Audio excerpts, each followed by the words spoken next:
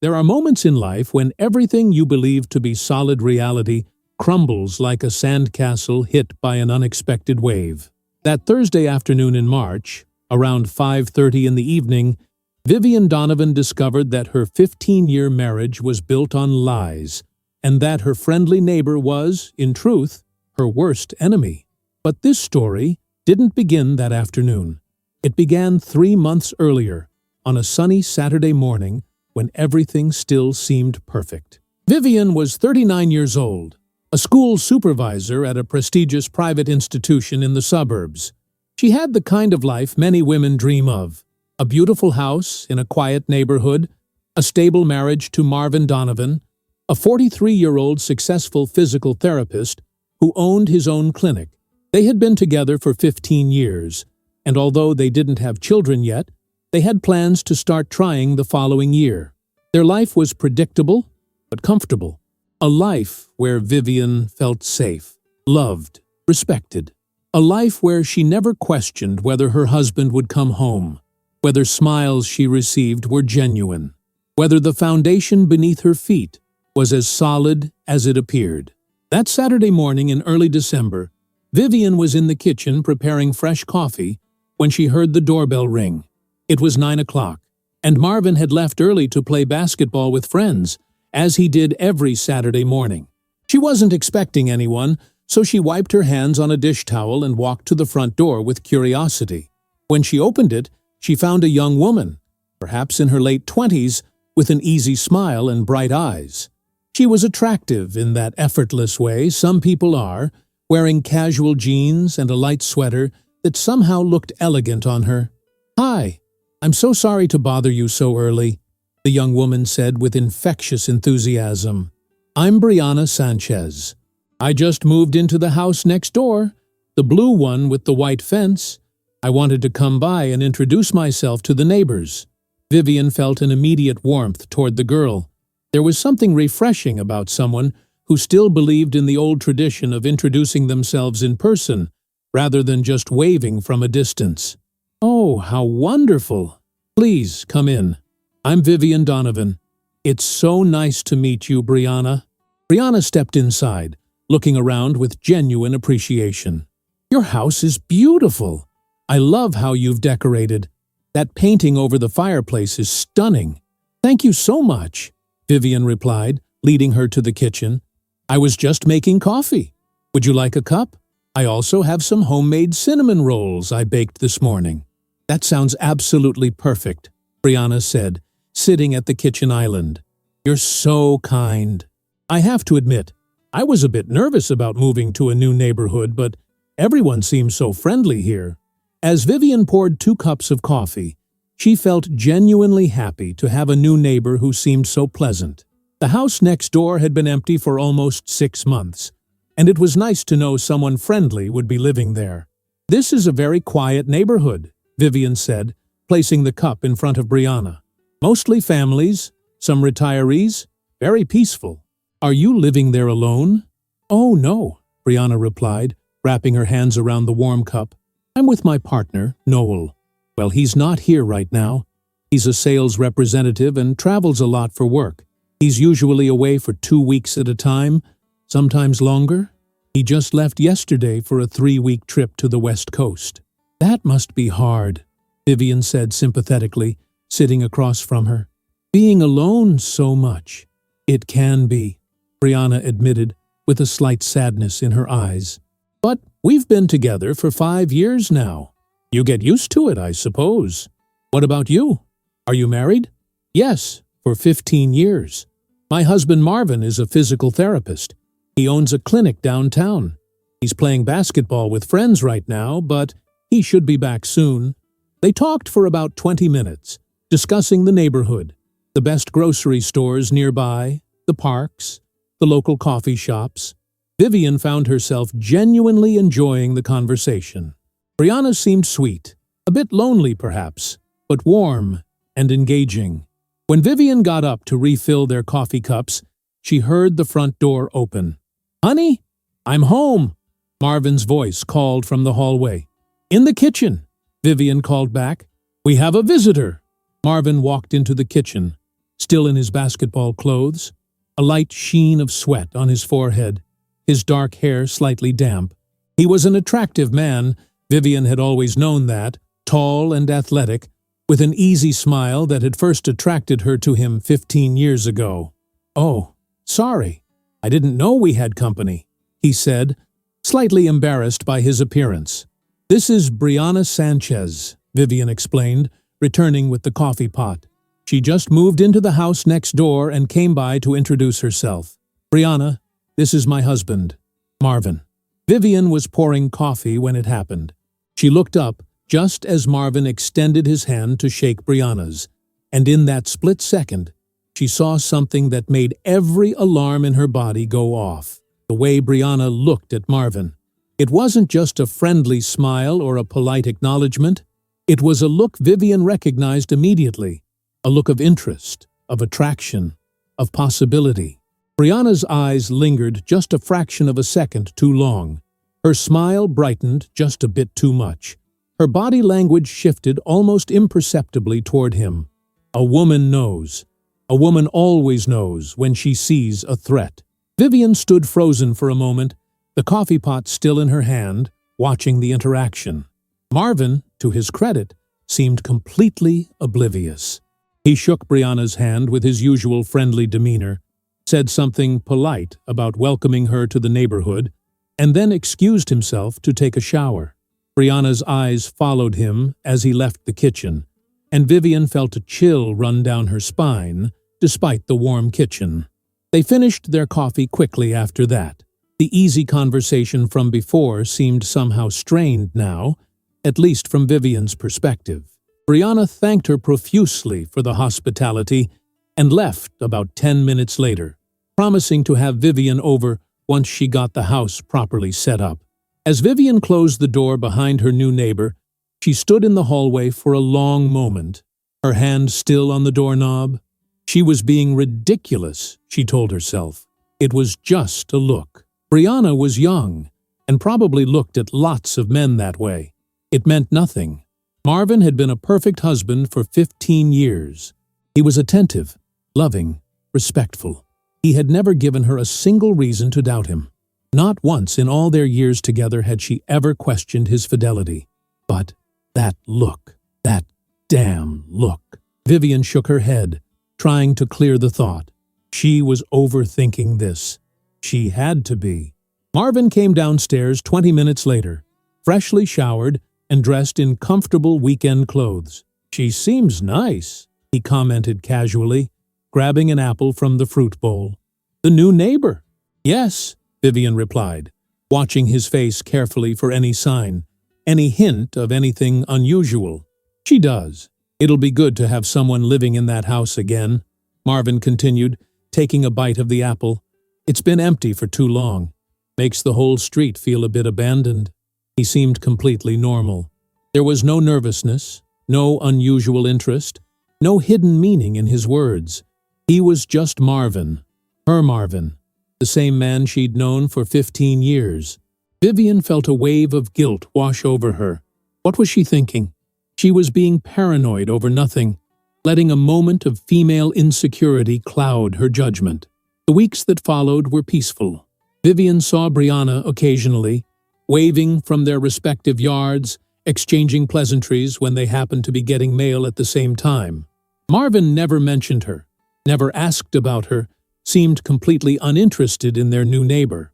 Vivian began to relax, to feel foolish about her initial reaction. It had been nothing, just her imagination playing tricks on her.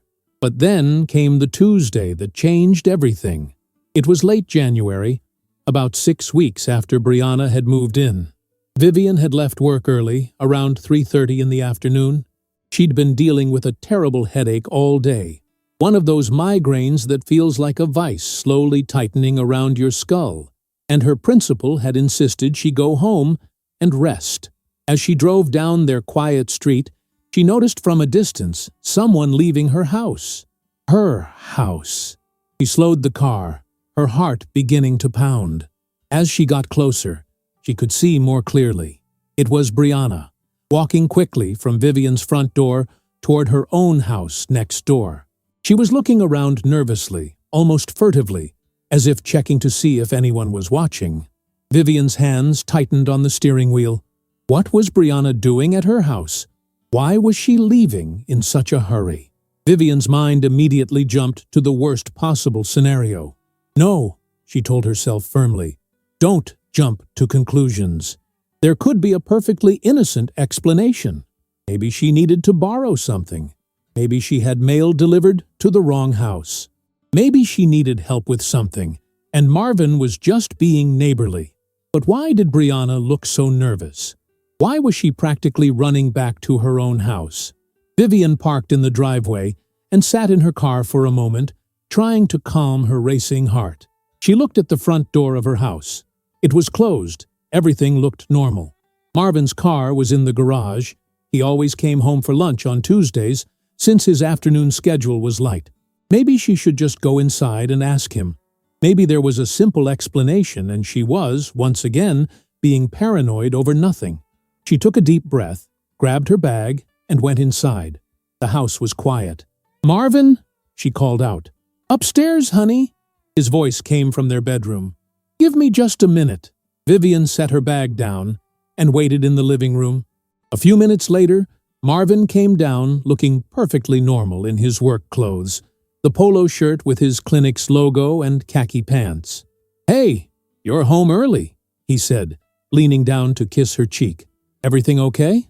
"Bad headache," Vivian replied, studying his face. "My principal sent me home." "Poor thing," he said sympathetically. "Want me to get you some medicine?" "I took some already," she said, then added carefully, "I saw Brianna leaving our house when I pulled up." "Was she here?" She watched his face closely. There it was, just for a split second, a flash of something. Surprise? Nervousness? It was so quick she almost missed it. Then his face relaxed into a casual smile. "Oh, yeah," he said, his tone light and unconcerned. "She knocked on the door about 20 minutes ago, said she was making dinner and realized she'd run out of salt, asked if she could borrow some. No big deal." Vivian felt her stomach tighten. "Why didn't you mention it?" she asked, keeping her voice neutral. Marvin shrugged. "It literally just happened. And honestly, it was so insignificant I probably would have forgotten about it. She needed salt. I gave her salt. Not exactly headline news, you know?" He was smiling, acting completely normal, but something felt off to Vivian. After 15 years of marriage, she knew her husband. She knew his tells, his mannerisms, the subtle shifts in his behavior. And right now, despite his casual demeanor, something felt wrong. That night, as they were getting ready for bed, Vivian brought it up again. "Marvin," she said quietly, sitting on the edge of their bed, "about earlier, with Brianna coming over." He looked up from his phone, his expression patient. "What about it? I think you should tell me when things like that happen. When the neighbor comes over while I'm not home." Marvin set his phone down, his expression shifting to something between confused and slightly annoyed. "Vivian, it was salt. She borrowed salt. What exactly should I have told you? That our neighbor, who you seemed to really like when you first met her, came over to borrow a basic kitchen staple? It's just that she said her partner is away for weeks at a time." Vivian continued, trying to articulate the unease she felt. "And I think it's important that we're open about these things. What if the situation was reversed? What if you came home and saw some man leaving our house, and I didn't mention it to you?" Marvin laughed, but it wasn't a mean laugh. It was the kind of laugh someone makes when they think someone else is overreacting. "Honey, come on. You're making a mountain out of a molehill. I was being neighborly. She needed salt. I had salt. That's literally the extent of it. But don't you think you should have at least mentioned it?" Vivian pressed. "We've always been open with each other about everything." "Okay, fine," Marvin said, his tone becoming slightly defensive. "Next time a neighbor needs to borrow something, I'll text you immediately with a full report. Will that make you happy?" The sarcasm stung. Vivian looked down at her hands. "I'm not trying to be difficult," she said quietly. "I just think communication is important. And I think you're reading way too much into an innocent interaction." Marvin countered. Then his voice softened slightly. Look, I get it. She's young and attractive, and her partner is away a lot. But honey, you have nothing to worry about. I love you. I've loved you for 15 years. Some neighbor borrowing salt isn't going to change that. Vivian wanted to believe him. She desperately wanted to believe him. You're right, she finally said. I'm sorry. I guess I'm just tired and the headache is making me emotional. Come here, Marvin said, pulling her into an embrace. I love you, Vivian Donovan. Only you. Always have. Always will. She rested her head against his chest, listening to his heartbeat. It was steady, calm, the heartbeat of a man with nothing to hide. She was being paranoid. She had to be. Marvin had always been transparent with her. This was the first time in 15 years that he'd failed to mention something. And it really was something small. Maybe she was the one with the problem. Maybe she was letting her own insecurities about getting older, about the attractive young woman next door, cloud her judgment. But as they turned off the lights and settled into bed that night, Vivian couldn't shake the feeling that something had shifted. That feeling women get, that instinct, that voice in the back of their mind that whispers warnings even when everything appears normal on the surface. That female intuition that has saved countless women throughout history from trusting the wrong person at the wrong time. Vivian had always trusted her husband completely. She'd never checked his phone, never questioned his whereabouts, never doubted him for even a moment. But now, lying in the darkness, listening to his steady breathing beside her, she couldn't stop that little voice in her head. Something wasn't right, and deep down, in a place she didn't want to acknowledge yet, Vivian knew that her life as she knew it was about to change forever. The following week passed in a haze of normalcy that somehow felt wrong. Marvin went to work every day, came home at his usual times, kissed Vivian hello and goodbye, and behaved exactly as he always had. Yet that small seed of doubt, planted on the day Vivian saw Brianna leaving their house, had taken root in her mind and refused to die. On Thursday afternoon, exactly 1 week after the salt incident, Vivian left work early again. This time it wasn't a headache. It was a staff meeting that had been unexpectedly canceled. She texted Marvin to let him know she'd be home by 3 o'clock instead of her usual 5:30, but he didn't respond immediately. He was probably with a patient, she thought. He often couldn't check his phone during sessions. As Vivian turned onto their street, her heart nearly stopped. There, walking quickly down her front steps, was Brianna. Again. The young woman glanced around nervously before hurrying back to her own house, just as she had the week before. This time, there was no mistaking it. This wasn't a coincidence. This was a pattern. Vivian's hands trembled as she gripped the steering wheel. She didn't pull into the driveway immediately. Instead, she parked a few houses down, her mind racing. Brianna hadn't seen her. Neither had Marvin, presumably. What should she do? Should she confront them both right now? Should she wait and see if Marvin would mention it this time? After sitting in her car for nearly 10 minutes, Vivian decided to wait.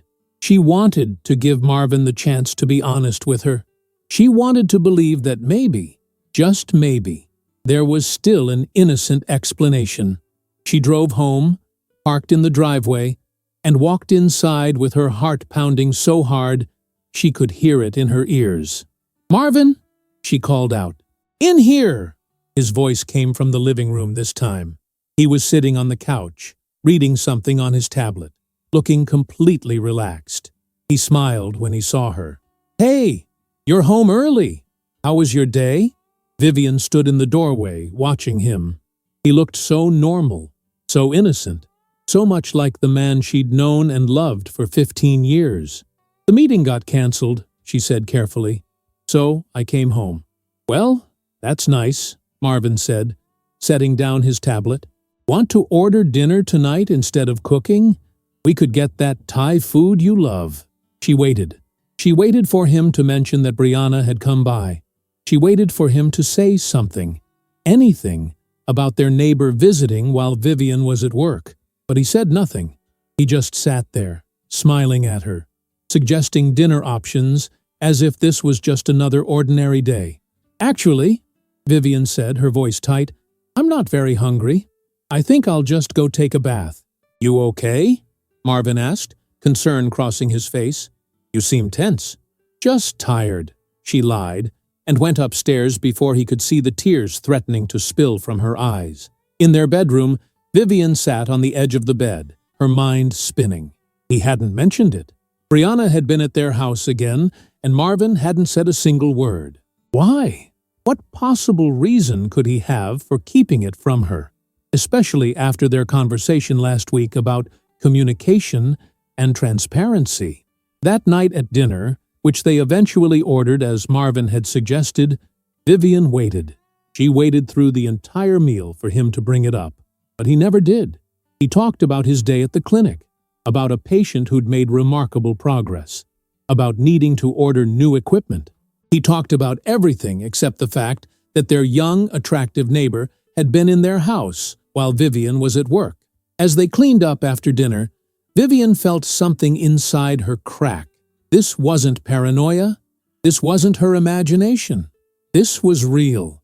Her husband was deliberately keeping something from her, and she needed to know what it was.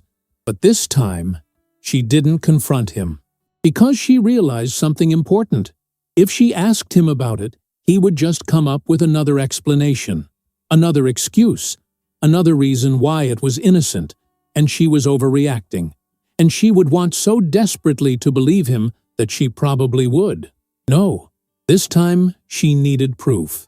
This time she needed to know for certain what was really happening in her own home while she was at work. The next morning, Friday, Vivian called in sick to work. It was the first time she'd done so in over 2 years. She told them she had a stomach bug and needed to rest. Marvin left for the clinic at his usual time, 7:30 in the morning, kissing her goodbye and telling her to feel better. As soon as his car disappeared down the street, Vivian got dressed and left the house. She drove to an electronics store on the other side of town, somewhere far enough away that she wouldn't run into anyone she knew. Her hands were shaking as she walked down the aisles, looking for what she needed. Finally, she found it. A package of 3 small wireless security cameras. They were marketed as easy-to-install home monitoring devices, perfect for keeping an eye on your property when you weren't there. The box promised they could be controlled via smartphone app, recorded continuously, and were virtually invisible when properly placed. Vivian paid cash, something that felt ridiculous and dramatic even as she did it, like she was in some kind of spy movie. She felt sick to her stomach as she drove home. What was she doing? Was she really going to spy on her own husband in their own home? What kind of wife does that? But then she remembered the look on Brianna's face when she'd first met Marvin. She remembered seeing Brianna leave their house not once, but twice. She remembered Marvin's failure to mention either visit, and she knew she had no choice. She needed to know the truth, whatever it might be. Back at home, Vivian carefully installed 2 of the cameras. One in the living room, hidden on a high bookshelf behind some decorative items. One in the kitchen, tucked into the corner near the ceiling, where it blended in with the white walls. She downloaded the app to her phone, tested both cameras to make sure they worked, and then tried to steady her breathing. She felt guilty. She felt like she was violating Marvin's privacy, betraying his trust. But wasn't he the one who had betrayed hers first? Wasn't he the one keeping secrets? For the next 2 weeks, Vivian watched. Every day at work, during her lunch break, and any spare moments she had, she would check the camera feeds on her phone. And every day, she saw nothing. Marvin came home for lunch sometimes, as he always had. He would make a sandwich, watch part of a basketball game, and go back to work. No Brianna. No suspicious behavior. Nothing. Vivian began to feel foolish. She had installed spy cameras in her own home to catch her husband doing something he clearly wasn't doing. She had let her imagination run wild, had let one moment of intuition override 15 years of trust and love. She was ashamed of herself. By the third week, Vivian had almost convinced herself to remove the cameras. She even opened the app one evening, planning to delete everything and pretend this paranoid episode had never happened. But something stopped her. That same little voice, that same instinct that had warned her from the beginning, told her to wait just a bit longer. On a Wednesday afternoon, 3 weeks after installing the cameras, Vivian was in a faculty meeting when her phone buzzed with a motion alert from the home monitoring app. Her heart jumped. She tried to focus on the meeting, but 5 minutes later, during a break, she couldn't resist checking. She opened the app, selected the kitchen camera, and there it was, Brianna, entering through the front door. Vivian's pulse raced. This was it. This was the moment she'd been dreading and anticipating in equal measure. She watched, barely breathing, as Brianna walked into the kitchen. Marvin appeared moments later.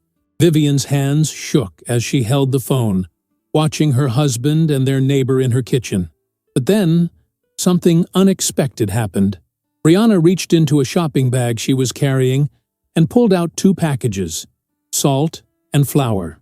She handed them to Marvin. He took them, set them on the counter, and then poured her a cup of coffee from the pot that was already made. They sat down at the kitchen table together. Vivian watched, transfixed. They were just sitting there, drinking coffee, talking. The cameras didn't have audio, so she couldn't hear what they were saying, but their body language seemed normal, casual. After about 5 minutes, Brianna stood up, smiled, said something that made Marvin laugh, and left. That was it. That was all it was.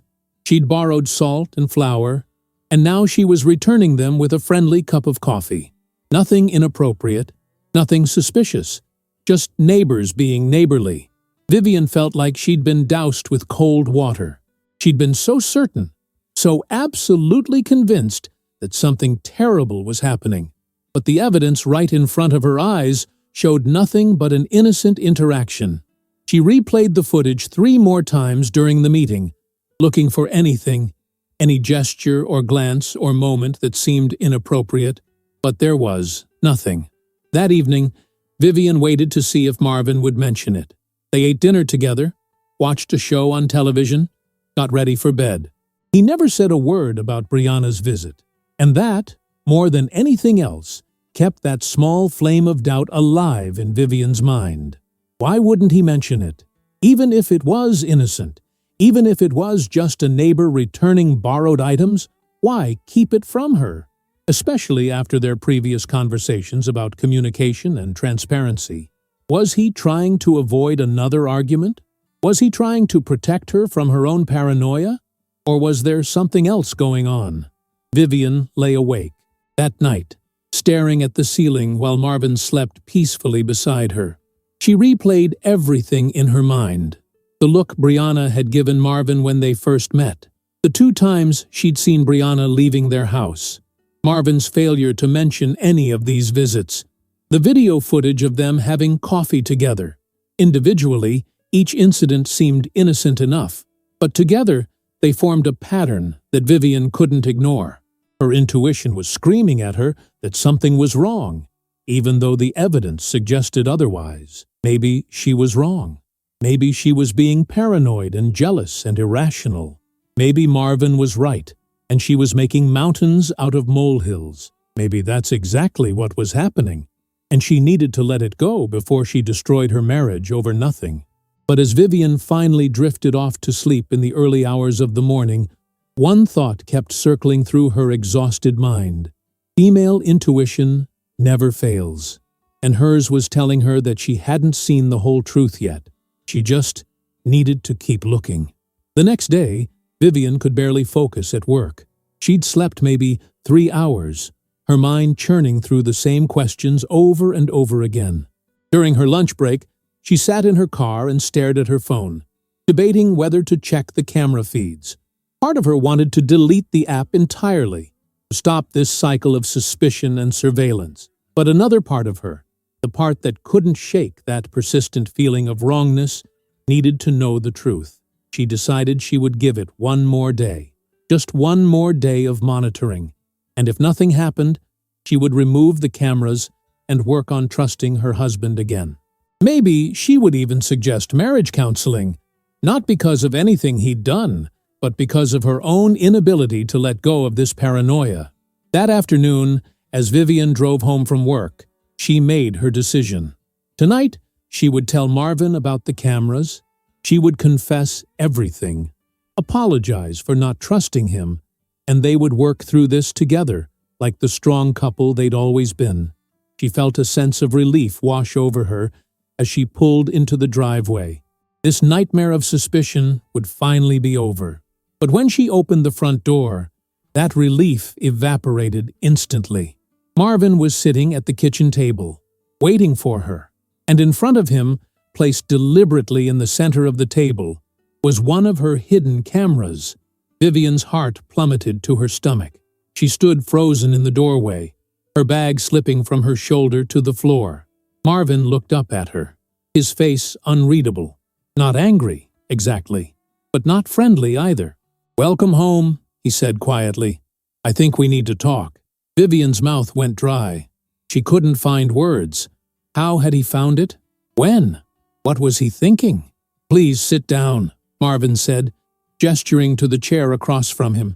His voice was eerily calm, which somehow made everything worse. Vivian's legs felt like they might give out as she walked to the table and sat down. She stared at the camera between them like it was a bomb about to explode. "So," Marvin said, leaning back in his chair, "this is interesting. Can you explain to me what this is doing hidden in our home?" "I can explain," Vivian started, her voice barely above a whisper. "Please do," Marvin interrupted, his calm facade beginning to crack. "Please explain to me why my wife, my partner of 15 years, the woman I love and trust completely, has been secretly recording our home. Recording me." "Marvin, I'm sorry. You just what?" His voice was rising now. "You just decided to spy on me? You just decided that 15 years of trust and loyalty meant nothing?" "It's not like that," Vivian said, feeling tears begin to well up in her eyes. 2 weeks ago, I came home early, and I saw Brianna leaving our house again." Marvin's expression shifted to something between disbelief and frustration. "Oh, here we go again. Everything is about Brianna. Everything is about the neighbor." "You didn't tell me she came over," Vivian said, her own voice rising now. "Again! She came over again and you didn't say anything." "Because I knew this would happen," Marvin shouted, standing up abruptly. His chair scraped loudly against the floor. "I knew you would overreact. I knew you would turn an innocent neighborly interaction into some kind of conspiracy." "Then why hide it?" Vivian demanded, standing up as well. "If it was so innocent, why not just tell me? We've always told each other everything." "To avoid exactly this," Marvin gestured wildly at the camera. "To avoid you installing surveillance equipment in our own home like I'm some kind of criminal. Do you understand how violated I feel right now? How completely insane this is?" Vivian felt her resolve beginning to crumble. He was right. What she'd done was extreme, but she pressed on. "She's been here multiple times, Marvin. I've seen her leaving our house. Why does she keep coming over when I'm not here?" Marvin took a deep breath, visibly trying to calm himself. He sat back down and put his head in his hands for a moment. When he looked up, his eyes were red. "Fine. You want to know? The first time she needed salt. You already know that. The second time, she needed to borrow flour. She was baking something for a work event. Yesterday, she came to return both items, and I offered her a cup of coffee, because that's what normal, polite neighbors do. That's it. That's the entire story. There's no affair, no secret relationship, no conspiracy, just a neighbor borrowing basic kitchen staples." "But why didn't you tell me?" Vivian asked, her voice breaking. "That's all I needed. Just for you to tell me. Because you made such a big deal out of it the first time," Marvin said, his frustration evident. "You questioned me. You made me feel guilty for being polite to a neighbor. So I thought, you know what? I'll just not mention it and avoid the drama. Clearly, that was the wrong choice." He paused, then continued, his voice getting softer, but somehow more cutting. But let's talk about what you did, Vivian. You installed hidden cameras in our home. In our home. You spied on me for weeks. Do you have any idea how that makes me feel? How much that betrays everything we've built together? Guilt crashed over Vivian like a wave. She sat down heavily, suddenly feeling exhausted. "I'm sorry," she whispered. "I'm so sorry. I saw the way she looked at you that first day, and then she kept coming over when I wasn't home, and you kept not telling me. I needed to know." "Know what?" Marvin asked, and now there was genuine hurt in his voice. "What exactly did you think you were going to catch me doing? Having an affair? With our neighbor? In our own home?" When he put it like that, it did sound absurd. Vivian covered her face with her hands. I don't know what I was thinking. I just had this feeling that something was wrong." "A feeling," Marvin repeated bitterly. He stood up and grabbed the camera from the table. "I'm throwing this away, and if there are others, I want them gone too. All of them." "There's one more," Vivian admitted quietly. "In the living room." Marvin shook his head in disbelief and walked toward the living room. Vivian heard him searching, heard him curse under his breath, and then heard the sound of something being thrown into the trash can in the kitchen. He came back and stood in the doorway, looking at her with an expression she'd never seen before. It wasn't quite anger, wasn't quite sadness. It was disappointment, deep, profound disappointment. "I have always been faithful to you," he said quietly. "Always. In 15 years, I have never once looked at another woman the way I look at you. I have never once considered straying. I work hard to provide for us. I come home to you every night. I tell you, I love you every single day. And somehow, that's still not enough. Somehow, you still can't trust me." "Marvin," Vivian started, but he held up his hand. "I need some space," he said. "I'm going to sleep in the guest room tonight. Maybe for a few nights. I need to think about this." "Please," Vivian said, tears streaming down her face now. "Please don't. I'm sorry. I made a mistake. I'll do anything to fix this." "You made me feel like a stranger in my own home," Marvin said, his voice breaking slightly. "You made me feel like you don't even know who I am after 15 years together. So many men out there cheat, lie, abandon their families, and you have me. You have someone who has been nothing but devoted to you. But it's never enough, is it?" He walked past her to the stairs, pausing only to add, "Maybe I was the one who chose wrong." Those words hit Vivian like a physical blow. She watched him climb the stairs, heard him gather some clothes from their bedroom, heard the guest room door close with a devastating finality. Vivian sat alone at the kitchen table, crying harder than she could remember crying in years. What had she done? Marvin was right about everything. He had been an excellent husband, faithful, loving, supportive, and she'd repaid that devotion with suspicion and surveillance. She'd let one moment of intuition, one look from a neighbor, poison 15 years of trust. Maybe she really was going crazy. Maybe her intuition had been wrong this time. Maybe she'd just destroyed the best thing in her life over absolutely nothing. That night was the longest of Vivian's life. She lay alone in their bed, the bed they'd shared for 15 years, and questioned everything. She thought about going to the guest room, about apologizing again, about begging him to come back. But she knew he needed space. She'd violated his trust, his privacy, his sense of safety in his own home. The least she could do was respect his need for distance. The next few days were torture. They barely spoke. In the mornings, they moved around the house like ghosts, preparing for work in silence. Marvin took his coffee in the guest room instead of sharing it with her in the kitchen as they'd done every morning for years. They ate dinner in silence when they ate together at all. At night, Vivian lay alone, listening to the sounds of Marvin in the other room, so close and yet impossibly far away. By Saturday, Vivian knew she had to do something. She couldn't let her marriage fall apart without fighting for it. She decided she would make a special dinner that evening, Marvin's favorite meal. She would apologize properly, tell him how much he meant to her, promise to work on her trust issues, maybe even suggest they see a counselor together. She would make this right, whatever it took. Marvin left early that morning to work at the clinic. He often had a few appointments on Saturday mornings. Vivian decided to spend the day deep cleaning the house, both as a way to keep busy and as a gesture toward rebuilding their life together. She would make everything perfect.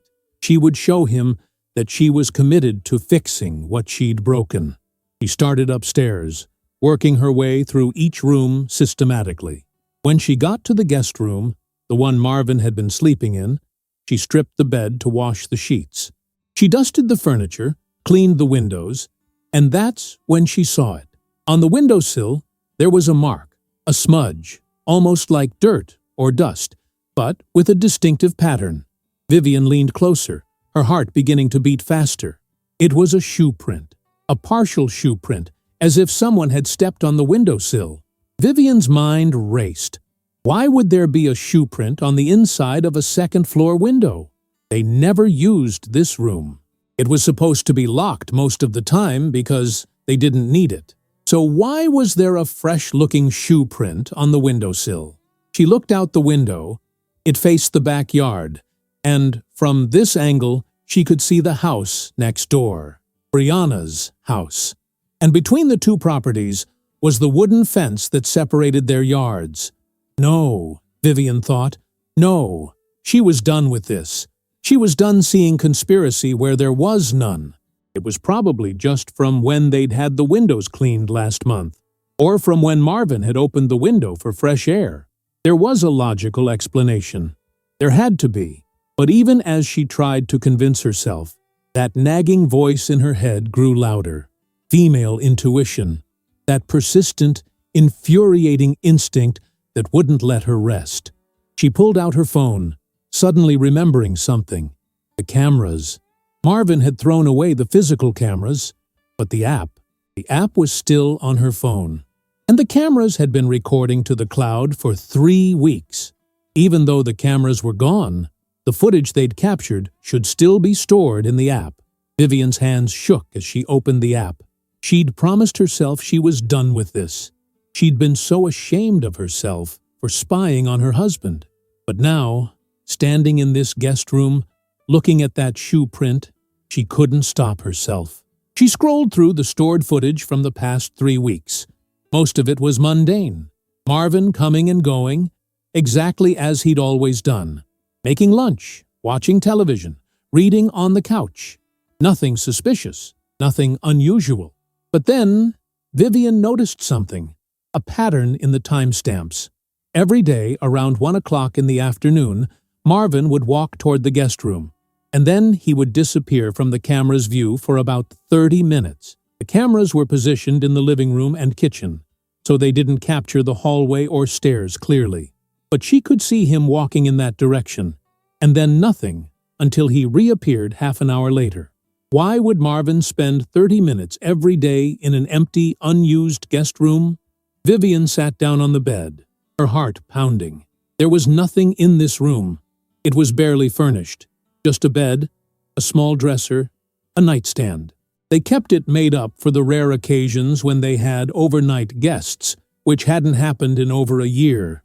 There was no television, no computer, nothing that would justify spending 30 minutes in here every single day. She looked at the window again, at the shoe print, at the view of Brianna's house, and suddenly, with a clarity that felt like ice water in her veins, Vivian understood. The phrase Marvin had used during their argument came back to her with devastating precision. "Do you think I would have an affair in our own home? In our own home. Inside our home. But what if he wasn't having an affair inside their home? What if he was leaving their home through this window, going next door, and then coming back the same way? No, that was insane. That was paranoid conspiracy theory thinking. Marvin wouldn't do that. He couldn't do that. But the shoe print, the daily disappearances, the window that faced Brianna's house, The fence that separated their properties, easily jumpable for someone athletic like Marvin. Vivian stood up on shaking legs. She was at a crossroads. She could ignore this, throw away her phone, forget she'd ever seen that shoe print, and focus on saving her marriage. She could choose to believe her husband, to trust the man she'd loved for 15 years. Or she could follow her intuition one more time, even though it had already cost her so much. She went to her bedroom, opened her dresser drawer, and reached to the very back. There, still in its packaging, was the third camera, the one she'd never installed, the one she'd kept as a backup, just in case.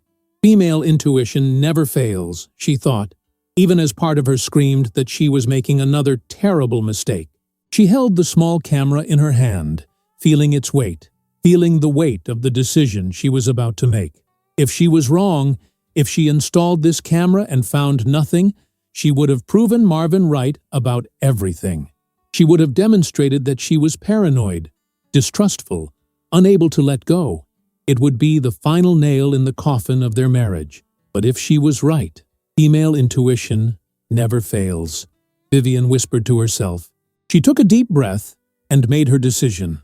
Vivian stood in the guest room, holding that third camera, her mind racing through possibilities and consequences.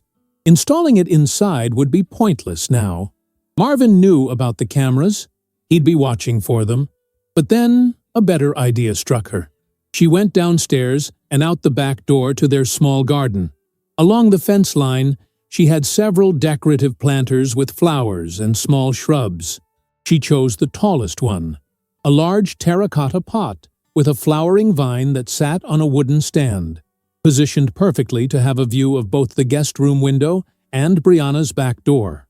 Working quickly, her hands still trembling, Vivian nestled the tiny camera deep within the foliage, angling it carefully. The vine's leaves provided perfect camouflage while still allowing a clear line of sight. She tested it with her phone. The view was perfect. She could see the guest room window clearly, and beyond the fence, she could see Brianna's back porch and door. Vivian went back inside, her heart pounding so hard she felt lightheaded. What was she doing? If Marvin found out about this, there would be no coming back from it. But something deeper than logic was driving her now. That instinct, that gut feeling that had been screaming at her since the day Brianna first looked at her husband. She forced herself to go through the motions of the day. She continued cleaning, though her mind was elsewhere. She prepared ingredients for the special dinner she'd planned, though her hands shook as she chopped vegetables. Around 12:30, she heard Marvin come home. He called out a brief hello, his voice still distant and cold. She heard him go upstairs. Vivian waited 5 minutes, then pulled out her phone and opened the camera app with trembling fingers. She switched to the live feed from the garden camera. At first, she saw nothing, just the empty view of the guest room window and the fence beyond. Then, at exactly 1:15, she saw movement. The guest room window opened, and Marvin climbed out onto the small roof overhang beneath it.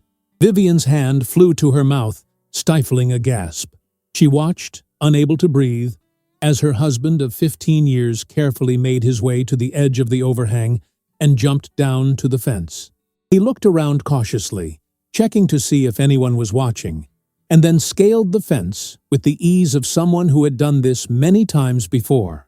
On the other side, in Brianna's backyard, he dropped down and walked quickly to her back door. It opened before he even knocked. Brianna appeared, wearing a short robe. She smiled at him. And then Marvin pulled her close, wrapped his arms around her waist, and kissed her. Not a friendly peck, a real kiss, a lover's kiss. The world tilted. Vivian actually had to sit down on the kitchen floor, her back against the cabinet, staring at the phone screen. All the air had left her lungs. All the strength had left her body. She watched them disappear into Brianna's house, the door closing behind them. She had been right. All along she had been right. The validation felt nothing like she'd imagined. There was no satisfaction, no sense of vindication, only a crushing, devastating pain that radiated from her chest outward, making her entire body feel like it was breaking apart. Vivian sat on the cold kitchen floor, and for the first 5 minutes, she couldn't even cry. The hurt was too deep for tears. This was the man who had held her when her father died, the man who had promised to love her until death, the man who had looked her in the eyes just days ago and made her feel crazy for suspecting him, the man who had told her she was paranoid, that she was destroying their marriage with her baseless accusations. But then, something else began to rise through the pain, something hot and fierce and clarifying. Rage. Pure, justified rage. She thought about the past week, about how he'd made her grovel and apologize, about how he'd called her paranoid and crazy, about how he'd made her question her own sanity, her own instincts, her own worth, about how he'd slept in the guest room, playing the victim, making her feel guilty for not trusting him, all while he was jumping out that very same guest room window every afternoon to sleep with their neighbor. The gaslighting, the manipulation, the calculated cruelty of making her doubt herself when she'd been right all along. Every word he'd said during their argument replayed in her mind, but now she heard them differently. The lies weren't just about covering up an affair. They were about making her feel like she was the problem, making her feel unstable, making her question her own perception of reality. "You're crazy. You're paranoid. You're destroying our marriage." When all along, he was the one destroying everything they'd built. Vivian slowly got to her feet. The tears had started now, hot and angry, streaming down her face. But she wasn't crying from sadness anymore. She was crying from fury, from betrayal, from the sheer audacity of what he'd done to her. She paid the cafe quickly and walked out to the parking lot. In her car, alone, the facade she'd been holding crumbled completely.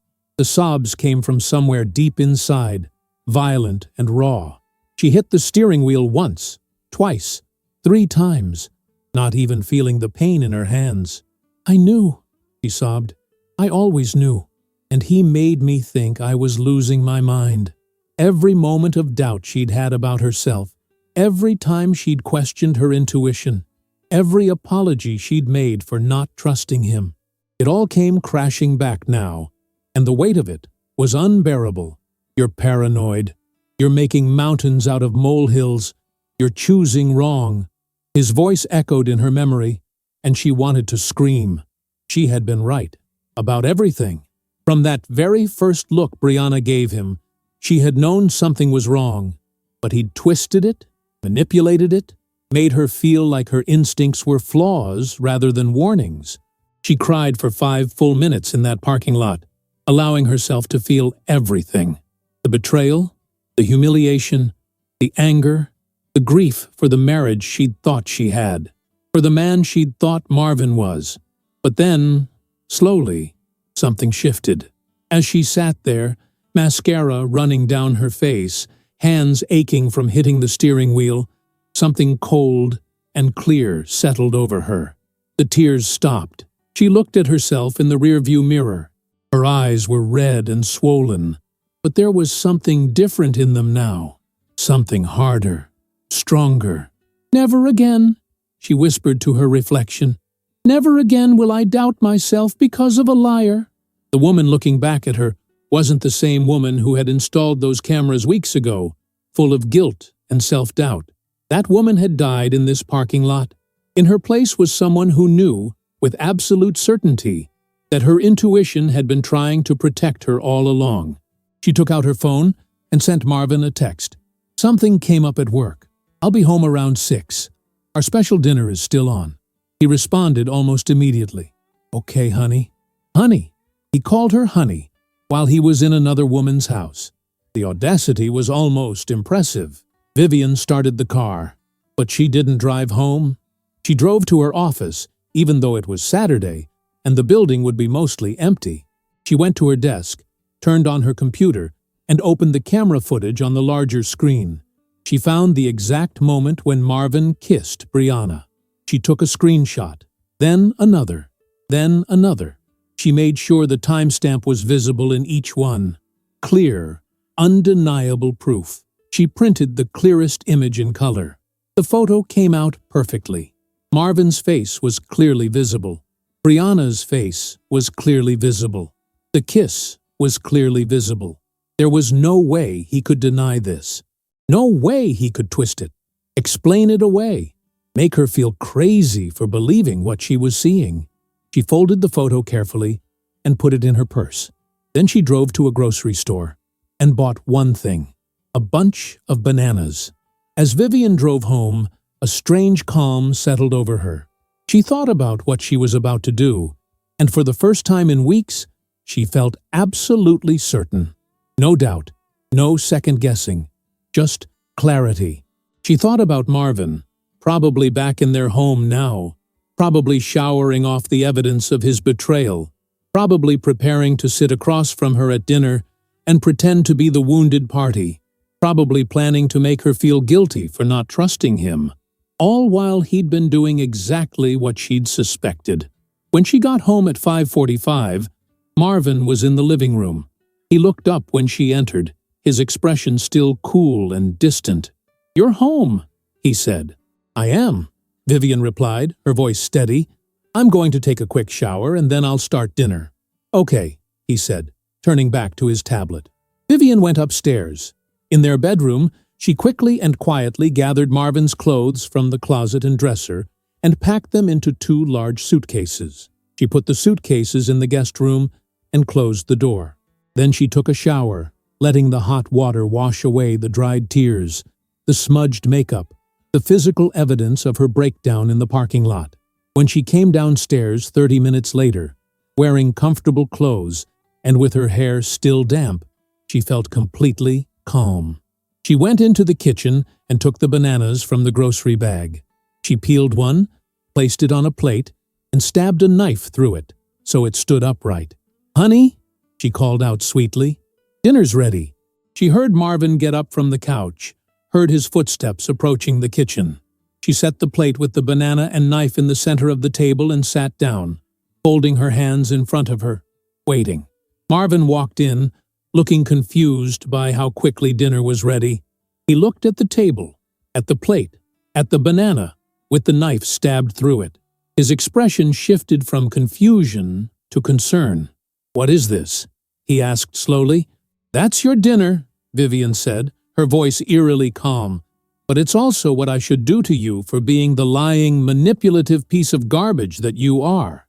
Marvin's face went pale. "Vivian, what are you—" "Sit down," she said, her voice like ice. "I don't understand what's happening right now," Marvin said, but there was something in his voice now. A tremor. Fear. "You had the nerve to look me in the eyes," Vivian continued, her voice getting stronger, "and tell me I was going crazy, that I was paranoid, that I was destroying our marriage with my baseless suspicions. You made me apologize for not trusting you. You slept in the guest room, playing the victim, making me feel guilty." "Vivian, I'm not finished." Her voice cracked like a whip, and Marvin actually flinched. "You want to know something funny? You were right about one thing. You said I would never catch you having an affair inside our house. You were very specific about that. Inside our house. Because you weren't having an affair inside our house, were you, Marvin? You were climbing out the guest room window and going next door."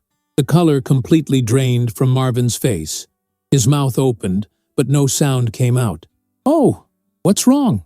Vivian asked, her tone mocking now. "Cat got your tongue? Or are you trying to figure out which lie to tell me this time? Maybe you'll tell me I edited some video footage?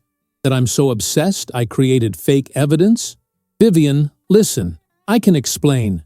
"There's nothing to explain," Vivian shouted, standing up so fast her chair scraped loudly against the floor. "I saw you. I saw you climb out that window. I saw you jump the fence. I saw you kiss her." Marvin's hands were shaking now. He tried to speak, but she cut him off again. "But you know what the worst part is?" Vivian's voice dropped low.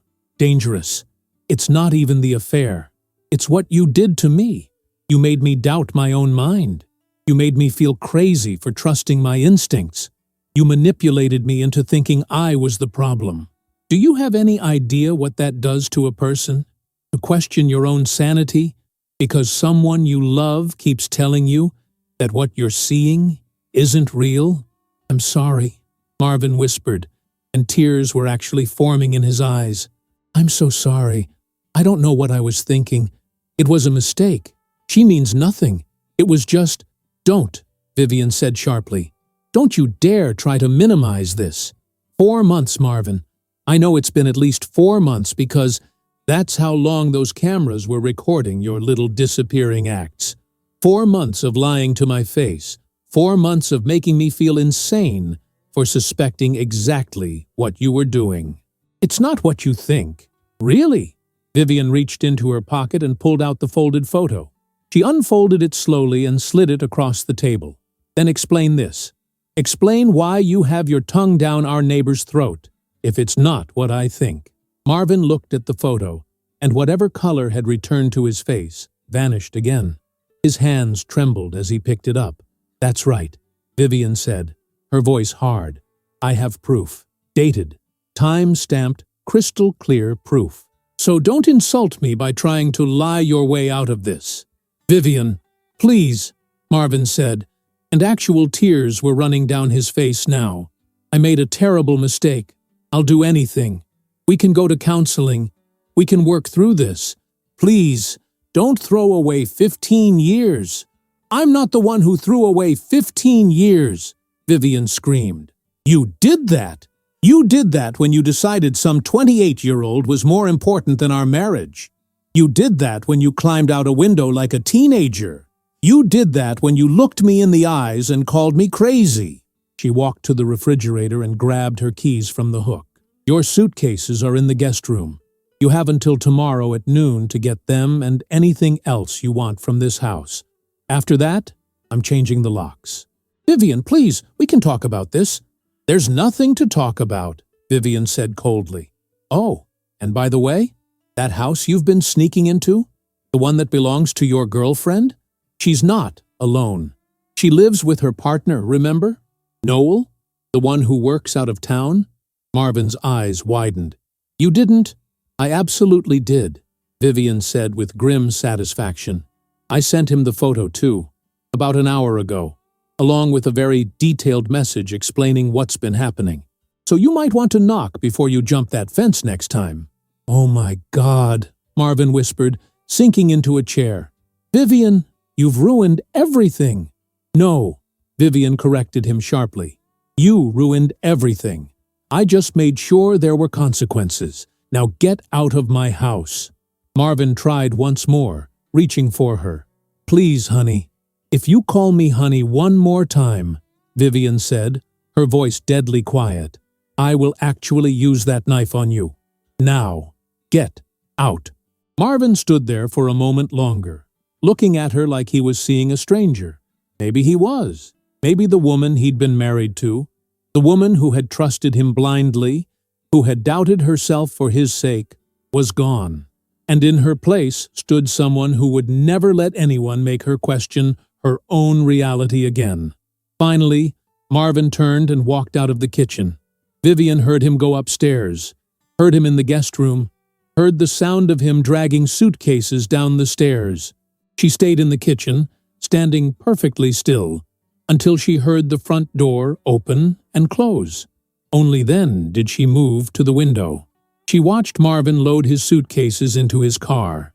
He sat in the driver's seat for several minutes, just sitting there, probably trying to process what had just happened, probably trying to figure out what to do next. Then she heard it, shouting from next door.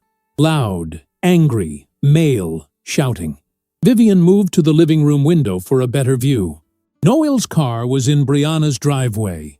He must have driven straight back when he got her message. The front door of Brianna's house burst open, and Noel came storming out, still wearing what looked like his work clothes, carrying a duffel bag. His face was red with rage. Brianna ran after him, crying, pleading, but he didn't even turn around. He threw the bag in his car, got in, and peeled out of the driveway so fast he left tire marks on the street. Marvin, still sitting in his car in their driveway, watched all of this unfold. Then he looked at Brianna, who was standing in her doorway crying. She looked back at him, and Vivian could almost see the moment when Marvin thought he might go to her, might try to comfort her. But then, Brianna's expression changed, from heartbreak to fury in an instant. She stormed toward Marvin's car and started banging on the window. "This is your fault!" she screamed at him, her voice carrying clearly in the quiet evening air. "You idiot! How could you let her find out? You've ruined everything. My life is destroyed because of you." Marvin started the car quickly and backed out of the driveway. Brianna followed him, still screaming, "Don't you dare leave! You did this! You're not leaving me to deal with this alone!" But Marvin did leave. He drove away, and Brianna stood in the middle of the street, crying and screaming until one of the other neighbors came out to check on her. Vivian watched it all from her window, and for the first time in months, she smiled. Not a happy smile. A cold, satisfied smile of someone who had just watched justice being served. Female intuition never fails, and a flower pot had proven it. The house felt different that night. Not empty, exactly, but lighter somehow. As if removing Marvin's presence had lifted a weight Vivian hadn't even realized she'd been carrying. She didn't cry. She'd done all her crying in that parking lot earlier. Now, there was only a strange, surreal calm. She sat on the couch with a cup of tea, replaying the evening's events in her mind. The look on Marvin's face when he saw the photo, the desperation in his voice when he tried to explain, the pathetic scene with Brianna screaming at him in the street. Part of her felt like she should feel worse. 15 years of marriage had ended in a single evening. The life she'd built, the future she'd imagined, all of it was gone. But instead of devastation, she felt something unexpected. Relief. For months, she'd been living with that gnawing feeling that something was wrong, that persistent voice telling her to look deeper, to trust herself, to not accept the easy explanations. And for months, she'd fought against that voice. Let Marvin convince her it was paranoia. Let her own fear of losing him override her instincts. But she'd been right. Her intuition had been screaming the truth at her from the very beginning, and she'd finally listened. The next morning, Sunday, Vivian woke up early. She'd slept surprisingly well, better than she had in weeks. She made coffee and sat on the back porch, watching the sunrise. The garden camera was still nestled in its planter, its tiny lens reflecting the morning light. She pulled out her phone and deleted the app, then went outside and retrieved the camera. She'd keep it as a reminder, she decided, not of Marvin's betrayal, but of her own strength, of the moment she'd chosen to trust herself over a liar's gaslighting. Around 10 o'clock, Marvin's car pulled into the driveway.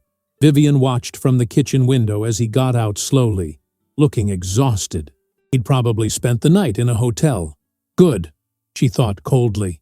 She opened the front door before he could knock. "You have 2 hours," she said without preamble. "Take whatever you want that's yours. Leave the house key on the kitchen counter when you're done." "Vivian, can we please talk?" Marvin's eyes were red and swollen. He looked like he'd been crying all night. "I know I messed up. I know I don't deserve your forgiveness. But please, can we just talk about this?" "There's nothing to talk about," Vivian said firmly. "You made your choices. Now you live with the consequences. 2 hours, Marvin. Not a minute more." She walked away, leaving him standing in the doorway. She went upstairs to her bedroom, their former bedroom, and closed the door. She could hear him moving around the house, gathering his things, books from his office, clothes from the closet, his basketball equipment from the garage, the sounds of a life being dismantled. Exactly 2 hours later, she heard his car start. She went to the window and watched him drive away, his car packed with boxes and bags. On the kitchen counter, she found his house key, just as she'd instructed. Next to it was a note. "Vivian, I know sorry isn't enough. I know I destroyed everything good in my life. I know I don't deserve your forgiveness, but I need you to know that I loved you. I do love you. I just lost my way. I'll sign whatever papers you need. The house is yours. I won't fight you on anything. I'm so sorry for what I've done to you, to us. I hope someday you can find it in your heart to forgive me, even if you can never take me back. You deserved so much better than what I gave you. Vivian read the note once, then crumpled it up and threw it in the trash. His words meant nothing now. Love wasn't just words. Love was respect, honesty, faithfulness. Love was not making your partner doubt their own sanity to cover your lies. The following weeks were a blur of logistics. Vivian hired a divorce attorney, a sharp woman in her 50s who'd been through her own divorce and had zero tolerance for cheating husbands. The proceedings were surprisingly straightforward. True to his word, Marvin didn't fight anything. The house was Vivian's, inherited from her grandmother years ago, so there was no question about that. They sold his car and split the proceeds. Within 6 weeks, the divorce was finalized. Vivian threw herself into work, using it as a distraction from the upheaval in her personal life. Her colleagues knew something had happened, but she kept the details vague. Marvin and I are getting divorced. He was unfaithful. I'm doing okay. That was all anyone needed to know. As for Brianna, Vivian watched from her window as a moving truck appeared at the house next door about 2 weeks after that dramatic night. Brianna was moving out. Without Noel's income, she clearly couldn't afford to keep the house.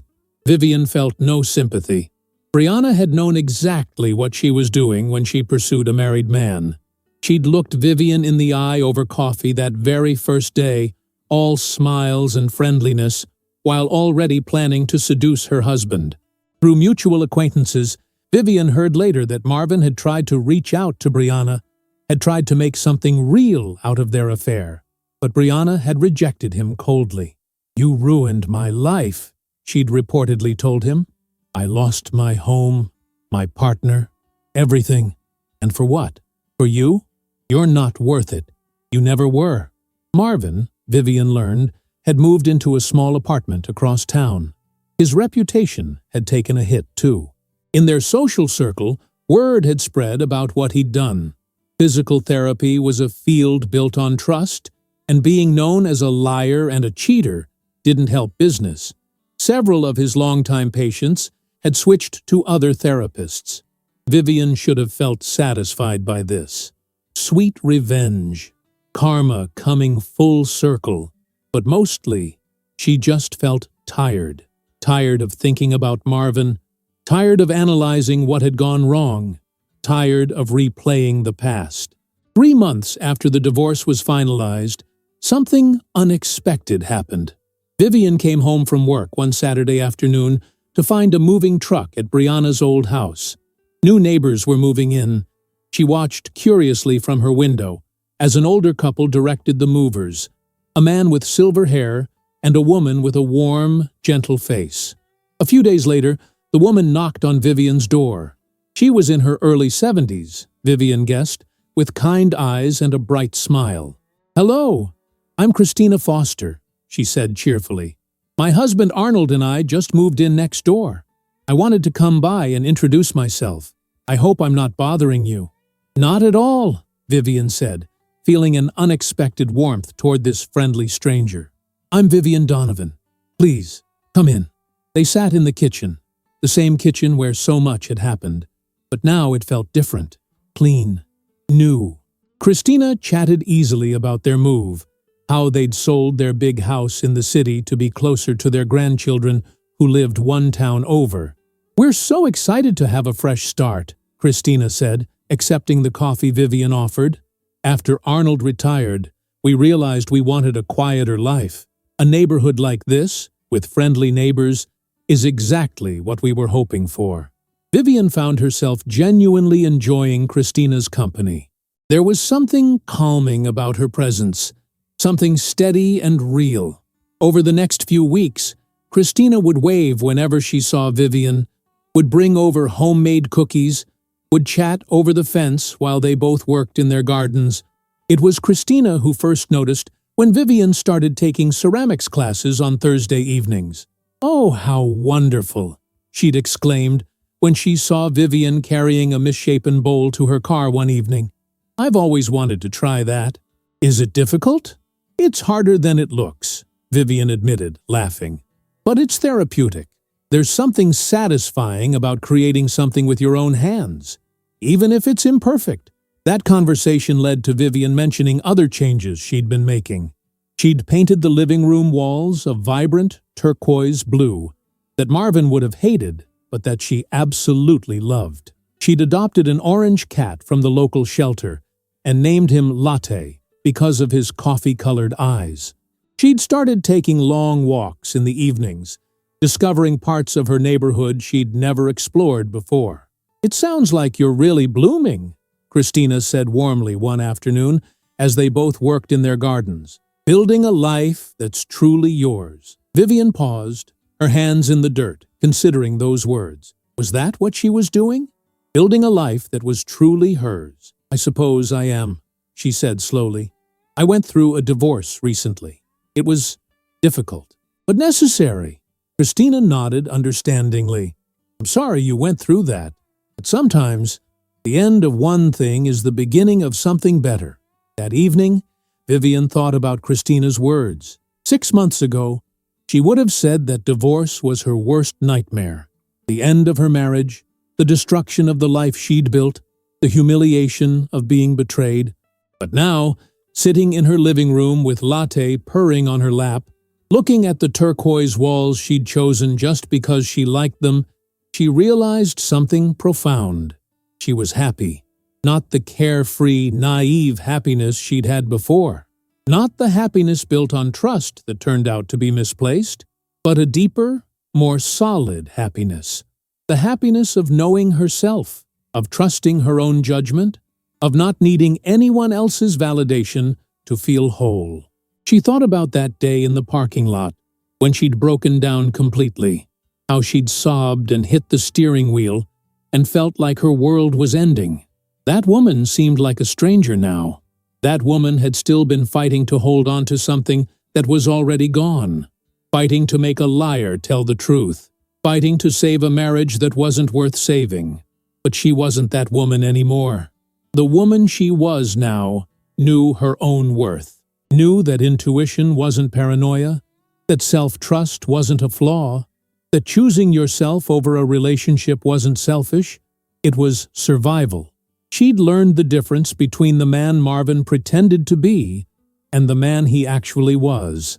And she'd learned that when someone tries to make you doubt your own reality, the problem isn't your perception, it's their deception. One Saturday morning in late spring, about 6 months after the divorce was finalized, Vivian was on her back porch reading when her phone buzzed with a text from Christina. "Arnold and I are making carrot cake this morning. Would you like to join us for coffee this afternoon? Around 4 o'clock? Bring latte if you'd like. Our grandchildren are visiting, and they'd love to meet him." Vivian smiled and typed back, "I'd love to. See you at 4. No, she spent the rest of the morning working on a new pottery project, a bowl with deliberately uneven edges that somehow looked beautiful precisely because of its imperfections. She thought there was probably a metaphor there somewhere, but she didn't need to analyze it. She could just appreciate it for what it was. At 3:45, she put latte in his carrier, grabbed a bottle of wine she'd picked up earlier that week, and walked next door. The afternoon was beautiful, warm with a gentle breeze, the kind of day that felt full of possibility. Christina answered the door wearing a floral apron and a huge smile. "Vivian, come in, come in. And oh, this must be Latte. Aren't you handsome?" Inside, the house was filled with the warm scent of freshly baked cake and the sound of children's laughter. Arnold was in the living room with 2 young grandchildren, a boy and a girl who looked about 8 and 6. They squealed with delight when they saw Latte. "Can we pet him?" the little girl asked, her eyes wide with excitement. "Of course," Vivian said, opening the carrier. "He loves children." For the next hour, Vivian sat with Christina and Arnold, drinking coffee and eating the best carrot cake she'd ever tasted, while the children played with Latte in the corner. They talked about everything and nothing. Christina's daughter, who was a teacher, Arnold's collection of vintage records, the new Italian restaurant that had opened downtown, the community garden project some neighbors were starting. Normal things, easy things, the comfortable conversation of people who genuinely enjoyed each other's company with no hidden agendas, no manipulation, no lies lurking beneath the surface. As the afternoon sun slanted through the windows, casting golden light across the room, Vivian felt something she hadn't felt in a long time. Peace. Complete, genuine peace. She looked around at this scene, at these kind people who had become her friends, at the children giggling as Latte chased a toy mouse across the floor, at the half-eaten cake on the table, and the coffee cups, and the warmth of simple human connection. And she thought about where she'd been 6 months ago, about the cameras, about the parking lot breakdown, about the confrontation in her kitchen, about watching her marriage explode in real time.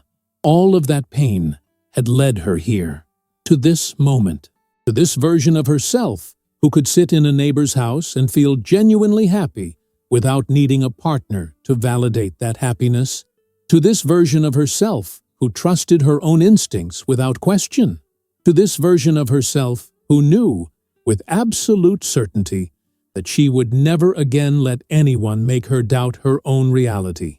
"Vivian?" Christina's voice broke through her thoughts. "You have the most beautiful smile right now. What are you thinking about?"